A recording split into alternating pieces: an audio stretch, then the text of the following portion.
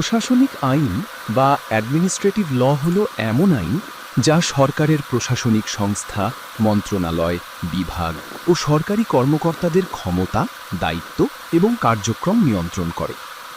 সহজ ভাষায়, সরকারের বিভিন্ন দপ্তর যখন নাগরিকদের জন্য সিদ্ধান্ত নেয়, লাইসেন্স দেয়, নিয়োগ করে, কর আদায় করে বা কোনো বিধিনিষেধ প্রয়োগ করে, তখন সেই কার্যক্রম কিভাবে পরিচালিত হবে এবং নাগরিকদের অধিকার কী হবে, এসব বিষয় প্রশাসনিক আইনের আওতায় পড়ে।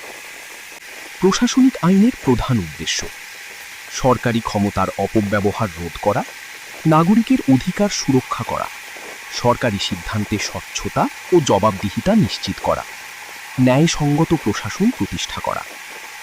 প্রশাসনিক আইনের উৎস: সংবিধান, সংসদে প্রণীত আইন, প্রশাসনিক বিধি ও প্রবিধান, আদালতের রায়, প্রথা ও রীতি।